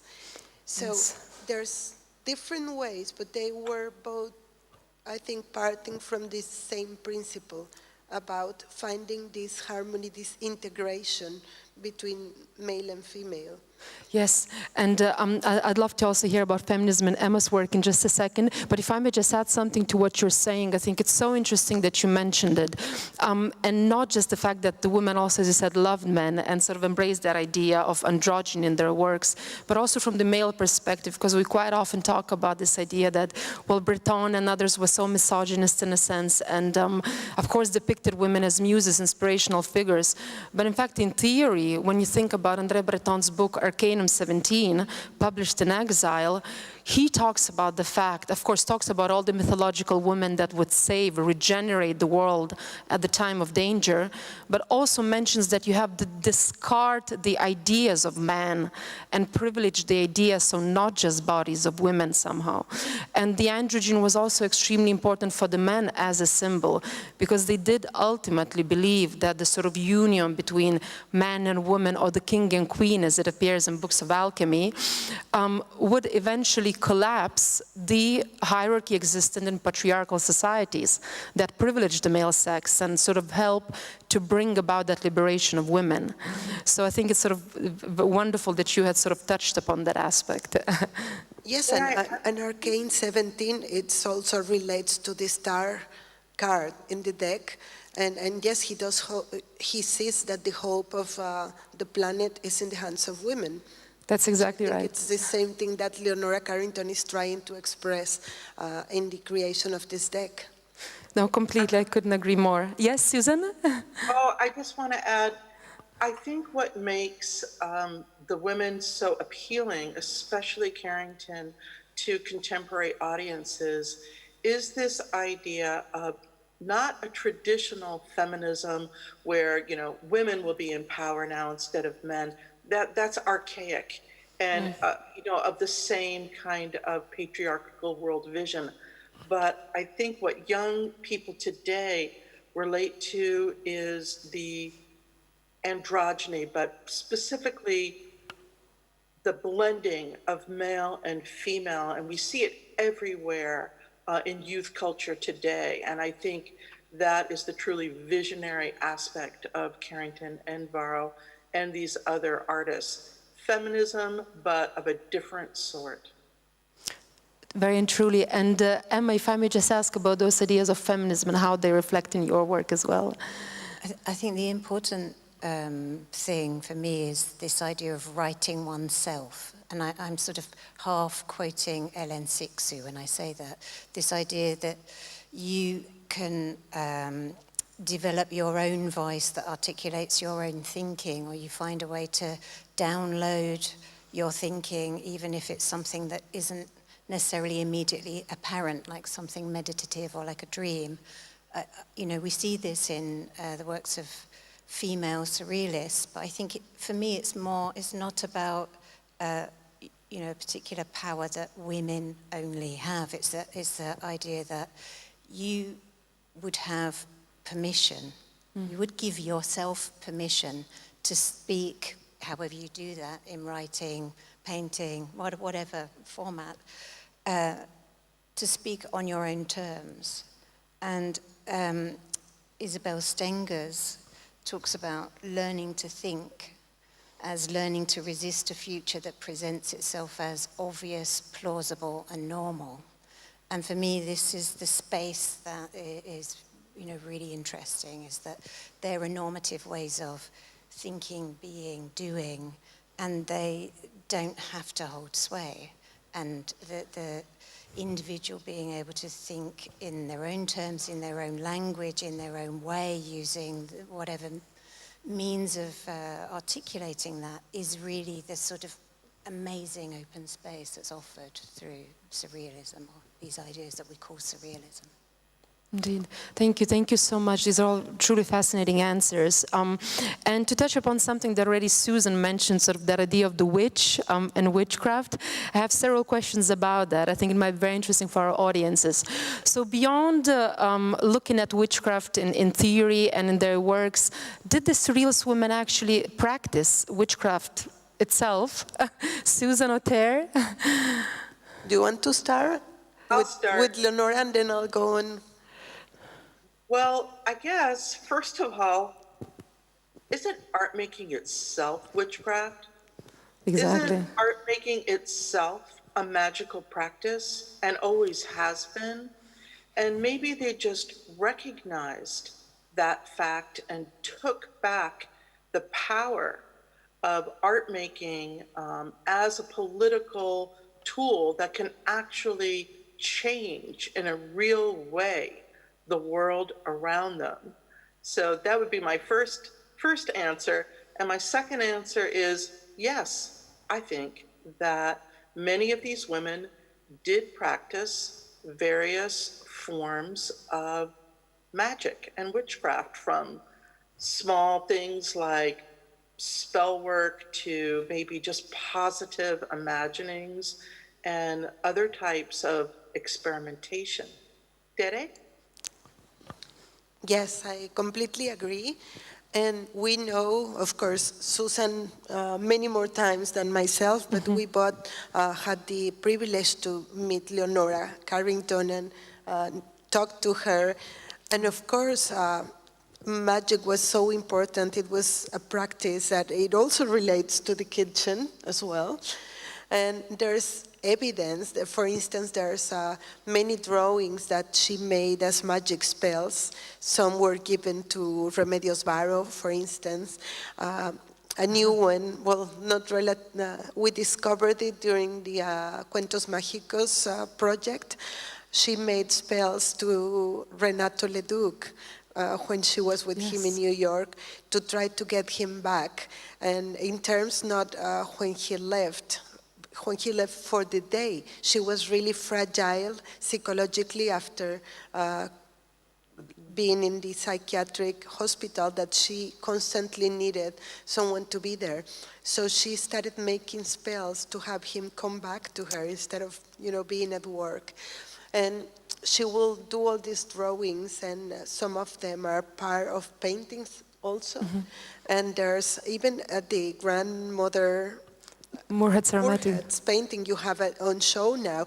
If you visit the exhibition and pay attention to the magic circle underneath the table, there's spells to invoke the great goddess protection, which is represented by the white goose in the painting. And they, along with, for instance, Remedios and Leonora, along with Kati Horna, the Hungarian photographer in Mexico, they used to go to the witches' market all the time. They made dolls, they made talismans for protection, but also, and this is mostly for Byron Carrington, they were very close to Laurette Séjourné. That's something that was overlooked for many years. And we started researching on this in 2017, Susan, before Cuentos Mágicos and then for the tarot. And with Séjourné, she was an anthropologist and an archaeologist, Italian, then married to a Swiss, and then she was married to Victor Serge. And with him, she came to Mexico. And she was basically studying two different areas. One of them was all the magical beliefs that survived to this day in Mexico. And they traveled together, and sometimes Leonora went with her, or Remedios, to little towns, either in the state of Mexico or Puebla, Oaxaca, around there, and get to meet the shamans and the witches and whoever was still practicing ancient traditions of witchcraft. And they were seriously interested in it. And they were also studying Gardner's book, Witchcraft Today. We found evidence on a letter that Remedios wrote to Gardner, and for many years was believed it was just one of those letters she did to random people from the phone book. But no, because in her archives, in the notebooks, I found the address of the Witchcraft Museum in England, and it all makes perfect sense, the letter. So, yes, they were studying seriously, and they were using it in their work as well.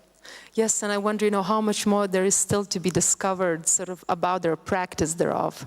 So it's fascinating. Thank you so much. And touching upon what Susan has mentioned earlier, seeing art making as a certain magical act, as a certain witchcraft, can we also talk a little bit about materials that the artists did use, and also materials, Emma, that you use, sort of textile and silk? I'm very curious in sort of its meaning for you. Yes. Well, I paint on crêpe de chine, which is a type of very light silk, and it's usually dyed pale pink, or it's dyed a kind of sand color. And I had a real problem with a rigid white rectangle as a starting point for painting, because I thought it's as if so many decisions have been made for me at this point, and I didn't like the kind of, the limits of that rigidity. And I started thinking if I could use a material that, I was trying to find a material that was equivalent to the handmade paper I drew on. And it is very similar in that you make a mark and you can't take that off. Everything's immediate, But also it could be shaped and draped, and it could hang in space, and it could have a physical presence that I found really interesting. And it seemed to suit the subject matter of my work, because the figures in my work are always me. It's an idea of me from inside, how I imagine myself.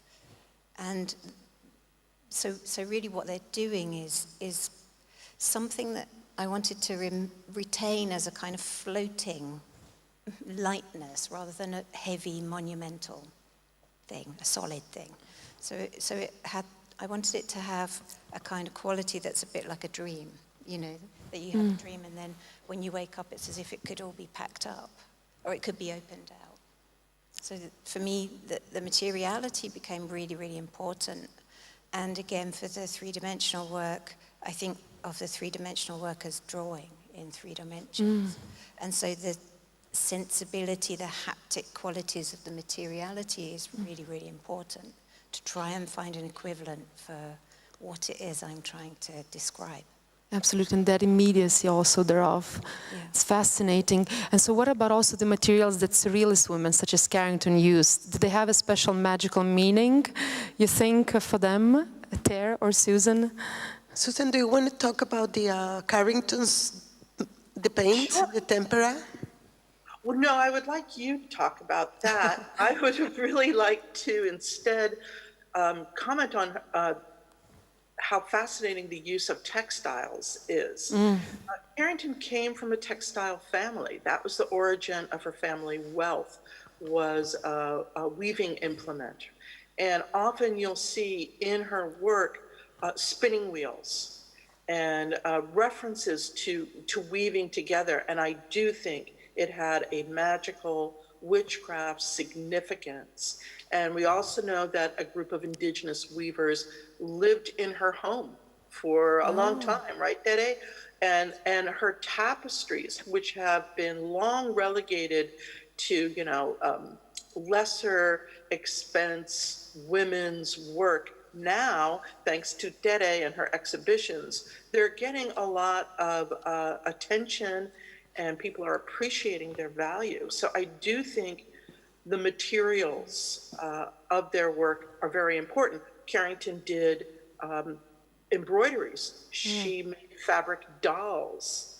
She made masks. She made costumes. And so she did expand beyond traditional oil on canvas. But Tere, it'd be great if you could talk a little bit about the pigments she used. Yes, also, she experimented with tempera, which is very important if we are talking about alchemy. As we know, the egg embodies the whole universe, and the fact of using the egg with the pigments for painting, it also has a really magical meaning. But also, for some time, she made her own pigments. And in many cases, she even used pigments that had a magical quality on itself. So yes, I think in many ways, both in the paints, but also in the media, the support she used for her work to express, in the case of Carrington. Yes, of course, please, Emma. I just want to add something about intimacy, because, the silk surface that I'm painting on was often used for underwear, to make underwear or to make clothing. And this sense of the quality of types of materialities that are found in the home, that are, textiles that are used every day, touched every day, connects for me to a kind of subjective sense. So if I'm making work which is about myself and my interior thoughts, it felt very appropriate to use a type of surface that had that kind of intimate quality, to then be able to put together the subjective with the objective, sort of bigger context of ideas.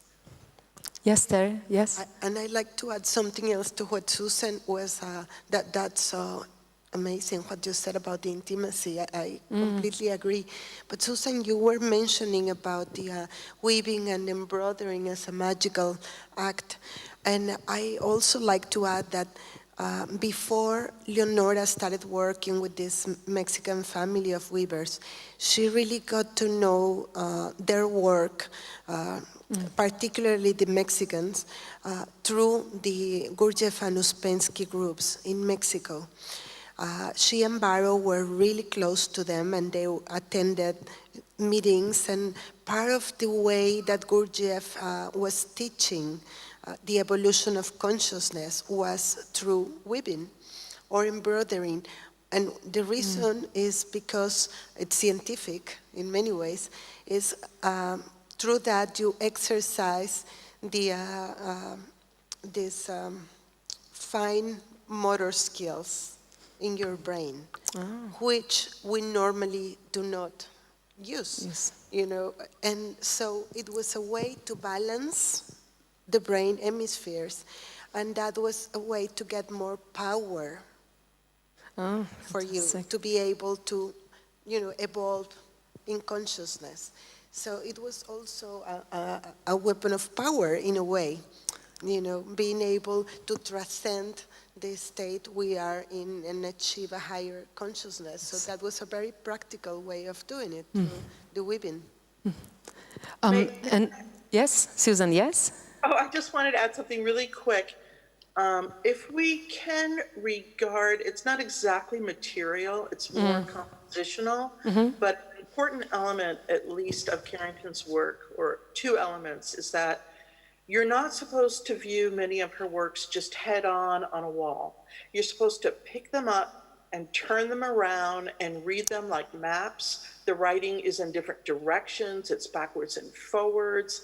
And from that, I'd like to segue into the importance of embedded magical incantations into the very fabric of the painting as a kind of medium itself, right? Text as an element, not just to be read in a rational way, but to act magically upon the overall power of the work. Fantastic, thank you all so much. And just because we've touched upon witchcraft, and it's such an important topic, of course, today, I just want to talk very briefly a bit more about the figure of the witch, and or as elderly women, as they come up in your work, Emma. So sort of the women artists, such as Carrington, try to subvert that stereotypical vision of the sexualized and deviant figure of the witch, or the enchantress, and more than anything see her as a healer, having a healing function, sort of against militarism, against patriarchy, and so on and so forth. Can we talk about this a little bit? I don't know, Emma, or in your work, how you represent elderly women in that sense. I've focused my project for the Max Mara Prize on this figure who is an elderly figure who is taken from the Gustav Klimt painting, 3 Ages of Woman. And that painting was acquired by the Galleria Nazionale in Rome to celebrate 50 years of the unification of Italy. And I found it a really curious painting to represent this idea. But I think that two things. I was horrified by the analytic description of the elderly woman as something to be repulsed by. She stands naked with her head in her hands in a state of shame.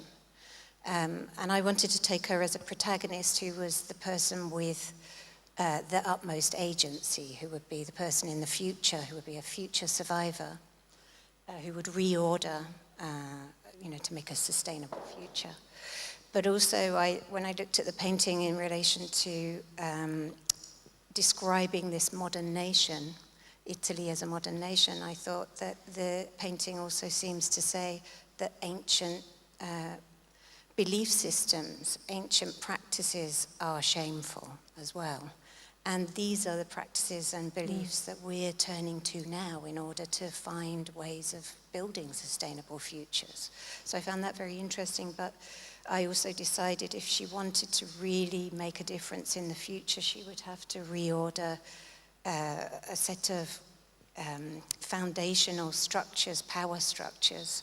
So in my work, she reperforms the 12 Trials of Hercules, which Hercules resolved by aggression, by killing, colonizing, stealing, capturing. And instead I've put each of the trials together with a contemporary issue or problem. And the elderly woman tries to think around how to resolve these using principles of permaculture, commensalism, mutualism, to totally, hopefully, reorder the ways that things could be thought about. Absolutely. Tere or Susan, would you like to add anything onto that healing function also of the witch, or sort of how elderly women can sometimes be represented from a more stereotypical point of view, and how this is reinvented by the surrealist women? Susan, would you like to start? Okay, I'll just start a little bit.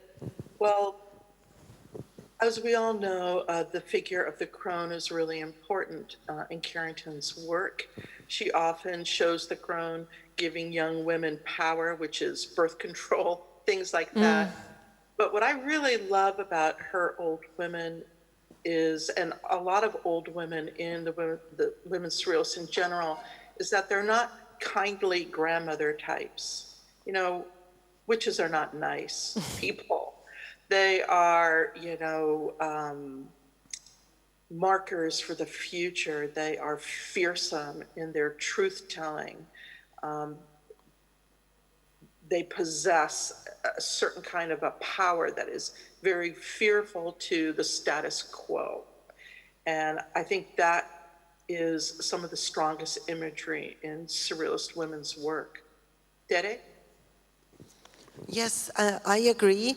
And also this idea of community, the old woman, the crone is, in the case of Carrington, for instance, is always the wise woman, and she is transmitting to further generations. Usually we get to see the three ages also, the manifestation of the three goddess, but it's also, you know, the crone and the middle age and the young.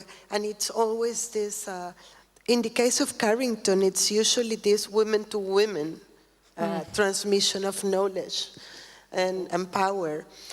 In the case of Barrow, we don't have any representation of older women, but she died only when she was 55. Yes. But she does represent witches. And herself, even herself as a witch. There's a very interesting self-portrait that it's called The Witch Going to the Sabbath. Yes. And it's herself with red hair, as she had. And it's always about the power of transformation, but in the case of Barrow, it usually has to do with being able to create life, usually animals, birds, cats.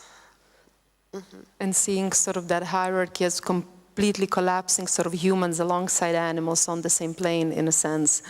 I know we'd love to sort of open up the floor also to any of the questions from the audience. I wouldn't want to take much more time, but if I may, just one final question to all of you, maybe a more personal one. I just want to ask if there's any specific work by any of the women artists or any other artists that to you perhaps is the most magical one, has a specific meaning to you personally. If anyone would like to answer, no pressure whatsoever, but... From the Biennale. Or Biennale or anywhere else, yes, generally. Because I was really struck by the Mary Wigman Hexentanz, the video, which for me is, maybe it's at this point where I'm making this work with this elderly woman figure, but the video of the Hexentanz is like a witch dance. And it's a really amazing physical transformation, which I found it really hypnotic, amazing, surprising. It really struck me. Fantastic, thank you. And Tere or Susan? I will say Remedios Varo, Armonía. Armonía. For me, I think... It's now on view at the Biennale, yes? Yes, of course. For me, that painting symbolizes her complete cosmovision. It's herself sitting there, and she has this pentagram in front of her where you can see crystals, herbs, magical flowers, plants, but also mathematical formulas. And then around the room, there's alchemical bases, there's geometrical figures, of course, the vibration of music, and also the spirits coming through the walls to help her in her search. So I think she's putting together all the knowledge, but magical, but also not magical, science, math, everything together to try to understand the world. It certainly perfectly encapsulates all of her interests so very well in one work. Fantastic, thank you. And Susan, if you'd like to share with us. Well, it's actually a work that is in your exhibition right now, and that is Catwoman. Oh, fantastic. And when I first saw it, I literally started to cry. I felt really small, as if I was in the living presence of a powerful entity. It transcended a mere art object and was actually a vessel holding incredible archaic power. So That's my favorite work. Thank you so much for sharing this, Susan. And also I have to admit I had exactly the same reaction as you did. Tearing up seeing Catwoman, could never take my eyes off of it. So thank you all so very much for your wonderful presentations and the discussion. It's really, truly appreciated. And if anybody in the audience has any questions, this is the moment, yes, to ask. Thank you. I think we have a question from somebody. Thank you very much. My question is about the number 12 of the major tarot, I think. This is the Hanged Man. I'm asking if it's in Leonora Carrington somewhere represented. And the question is about, we talk a lot about binarism, you know, male and female, but I'm not that sure, maybe I'm bored about binarism in general. I don't determine myself as a male or female, even if society did it to me and trained me to do. But I feel like Leonora Carrington works in a third direction. There is not even a third sex. And I'm really interested, Tere, me gustaría preguntártelo en español igual, because I feel that the intersection between the native mythology in Mexico and all the works on metamorphosis helps a lot, working with alchemy and occultism to go in this direction.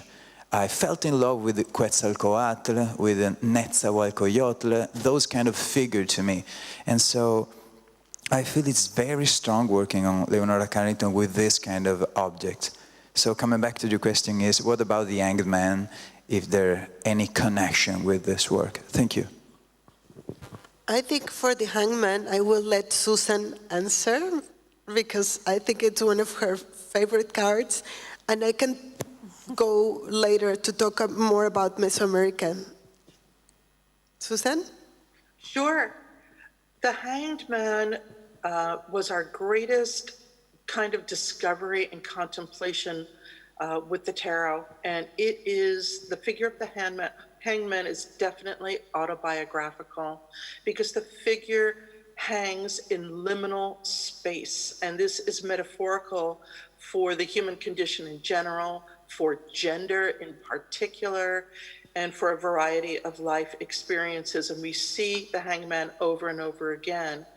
But I love your question. It's so smart, and it comes to the core of shamanic indigenous practices in Mexico and their ideas about transformation, about gender duality, things that in the West were suppressed and that Carrington rediscovered when in Mexico. So, Tere. Yes, and also we want to mention that the hangman is one of the most represented cards within Carrington's work. In so many paintings we see the hangman. We had to choose a few ones to illustrate our book, but it's really, really often that we see that, among with the magician. And one of the wonderful discoveries during this process was, we all knew about this poster, the famous Mujeres Conciencia, but the painting was missing until a few years later, that by accident, looking at another work in a collection for an exhibition, he told me, the collector said, I have a painting that I acquired recently. Do you want to see the work and see if it's interesting for your show? And I said, of course. And he comes out with the Mujeres Conciencia painting.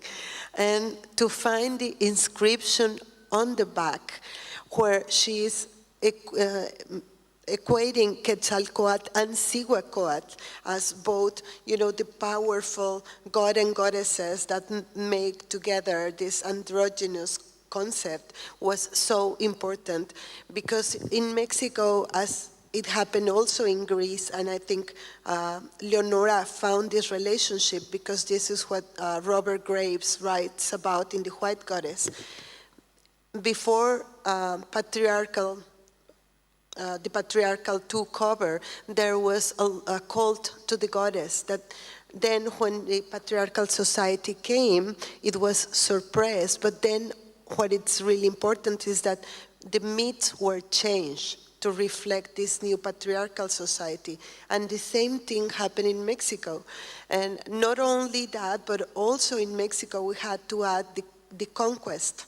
So it was also the Catholic religion taking over all these pre-Hispanic ideas where the sorcerers and the witches were really important in society. And a lot of the goddesses that were related, for instance, to witchcraft, they were turned into evil, and as it happened, with the figure of the devil. So in the case of Carrington, I think the relationship with Laurette Sejourné was very important because she also, besides going to all these villages to study witchcraft from an anthropological perspective, she did a dissertation on Quetzalcoatl. But there are two Quetzalcoatls, the god and then the human, which is an equivalent to Jesus for Christianity, which was a man that was believed for some, and that was Sejourné's thesis, that he arrived to change the consciousness of people in Mexico. So in a way, he was parallel to all the great initiates in history, in every culture. So what Leonora was trying to do in studying them is finding the counterpart, finding the feminine goddess, the equivalent, and how these two could work together into a more evolved being. I hope this answers your question. If there's anyone else, yes. Hi, thank you very much for your presentations and your discussion. It's been really stimulating. I think my question is about this idea of defining. So we were saying that surrealist women were really defying any expectations and labels, and they refused the label of surrealists. And so many of them, maybe it wasn't the case for Carrington, but they did refuse the label of feminist. I'm thinking about Dorothea Tanning or Merit Oppenheim. So I'm thinking if this is anything that a challenge that comes up in your research when you think about their work, and how do you go about exploring it? And yeah, essentially this. Thank you. Well, in the case of Barrow, there's very little evidence because she didn't write as much as Carrington, and she died much younger, even before the feminist movements. And Carrington was much more outspoken in these terms. And there's been a mistake in scholarship, including myself, because it's been believed that Mujeres Conciencia was a movement in Mexico. It turns out it wasn't. Doing more research within all the feminist archives, and also discussing with her son and people that met her at the time, it was her way of expressing her anger against injustice towards women. There was not a formal group. She created this work. She will get together with a few friends, other women or artists or writers, to discuss their ideas about what was the condition and the situation of women at the moment. And this was the response Carrington had. But it was not a formal feminist movement. It's not even registered in any of the archives of the history of feminism in Mexico. And of course, I did not know that until a few months ago, but it's commonly been mistaken. And she was interested in learning all about what was happening, and Gloria Orenstein has a lot to say about this, and she wanted to know what was happening in New York and if women were really burning their bra. And but she was not involved politically in attending a specific group or going to protest. She was actually rather scared of being, involved in this. And Susan, I don't know if you have something to add? Just something very, very simple, and that is the reluctance of many women involved with surrealism to be labeled feminists stemmed from their fear that sexist institutions like museums would use that as a tool to devaluate and ghettoize their work. So I think it wasn't that they weren't feminists, but they were very, very wary of labels that would constrict and restrict their work even further. Yes, and just to add very briefly, that happened also when Peggy Guggenheim actually organized 2 exhibitions in the 1940s in her gallery in New York called Art of the Century. There was a show exhibition by 31 women in 1943 that you know of, and it was mainly surrealist. So some of them, yes, would sort of refuse to participate, you know, not wanting to be labeled a woman artist, just sort of not to be relegated to that niche. Yes, not ghettoized this way. If anybody else has a question?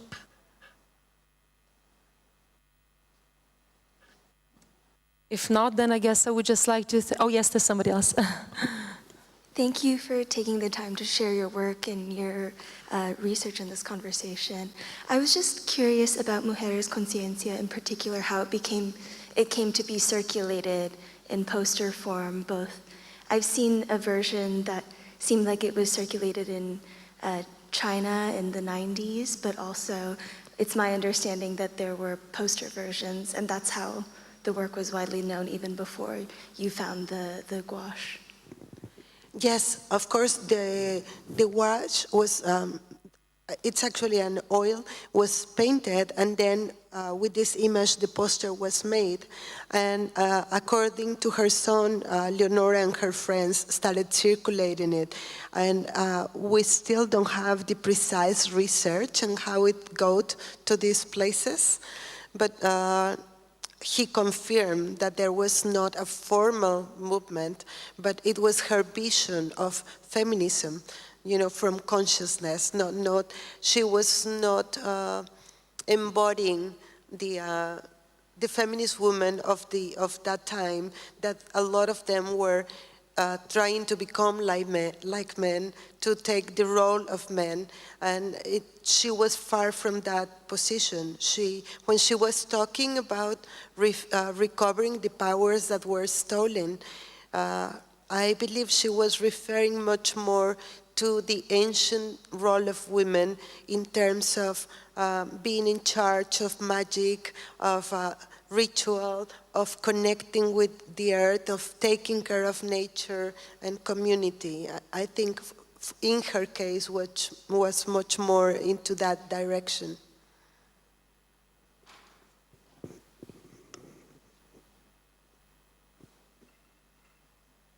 Yeah, thank you. I'm a little nervous asking this question, and it's really about spirituality and the chakras and how that relates to your work. Is this to everyone or to Emma or? It's to everyone. To everyone. The chakras. Gosh, I'm not sure if I have an answer to that. I don't know if there's Susan or if there's a relation in your work, Emma. I have made drawings in the past which are about trying to imagine these kinds of physical points which then relate to a much bigger scheme. But when I've done that, I haven't researched beforehand. You know, in a way when I'm drawing, like I said, I'm trying to access a kind of unconscious part of my thinking. So I have made work that has also snake figures, and that really they're based on this idea of a kind of potential transformation that comes from tuning into other types of energies, other than the kinds of energies that are more dominantly present. Well, in my case, I have not gotten into that in terms of my research yet. Personally, I do. I practice meditation and yoga, and of course I got into studying all this because of my involvement with the women surrealists. That was my entry point. But what I can tell you, at least in the case of Carrington, and that's something I want to research more about, is I recently had the privilege to be in the house. She lived with Max Ernst in Saint-Martin-d'Ardèche, and look at her library, the one she abandoned when she had to flee Europe and, of course, go to the asylum first in Santander. And she was already reading about yoga and most likely practicing it. So that's a language she must have been, really familiar with. And we can see that because on the color chart that I found recently, there is a reference to the different senses related to the colors.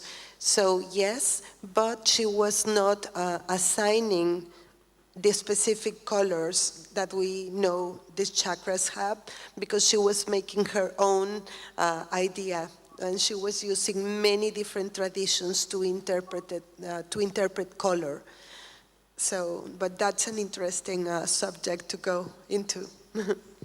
And if I may just add, she was also influenced by theosophy and their ideas about color. And of course, theosophy was one of the occult movements that introduced the West to Eastern concepts, such as chakras. And I actually think she was very aware of these energy points in the body. A great question. So thank you so much. I think it seems that's it for the questions. Thank you so very much yet again to our amazing, amazing speakers. And Susan, we hope we'll be able also to see you in person in Venice here at some point soon. Just again, a massive, massive thank you, I think, from all of us for your participation. And yet again to Cecilia for bringing us all here together today, for bringing together this wonderful exhibition. You, Marta, and Emanuela as well. And yes, and hopefully see you soon again. Thank you so much. Thank you.